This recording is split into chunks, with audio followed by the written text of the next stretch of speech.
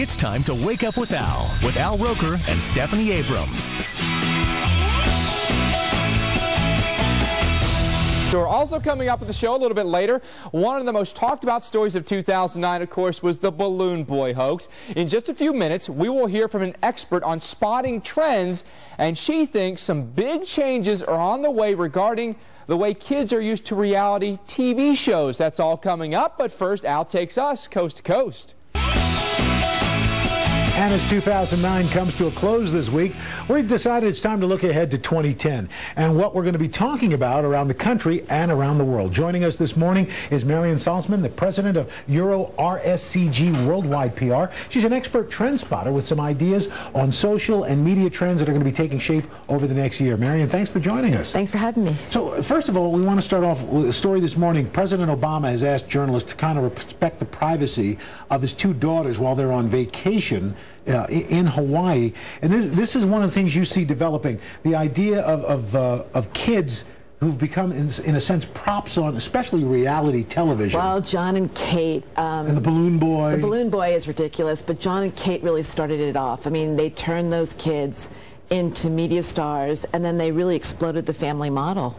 And they did it in prime time, and then they really haven't let it come out of TV for more than a couple of days. I mean, this weekend, none of us could have run away from John's apartment being broken into. As we all said, who cares? Exactly. But do you see there being a backlash against using kids? Absolutely. I mean, I think even J. Crew, who's benefited so much from the Obama children, I think we just got to overload when we saw their slippers being worn on the first official state visit.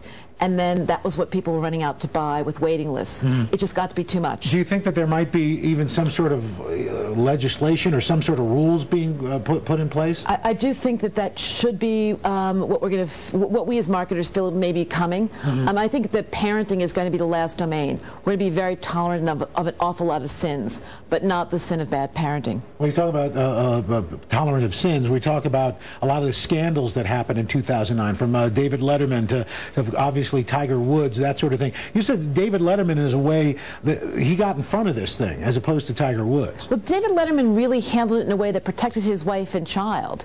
He got out there, he made jokes about it, but he really apologized. He also protected his lover, frankly. He sort of disclosed everything, and then he kind of went into hiding. Do you think, though, that especially with the Tiger Woods thing, where it just has been everywhere for so long that we're saying, you know, enough. These are not issues that we should really care about.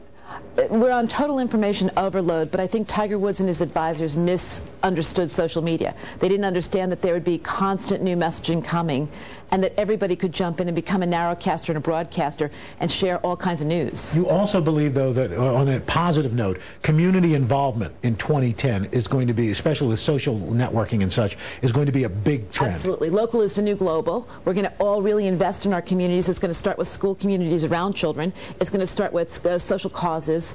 We're going to be much, much more actively involved. It's going to start with really getting outside of our homes and entertaining in our homes, but within a 5 or 6 mile radius. We're going to want to be very involved with real people, enough with the computer screens. All right, I like to hear that. All right, Marian Salzman, thanks so much. Thank you. Appreciate it. Happy 2010. Thank you very much.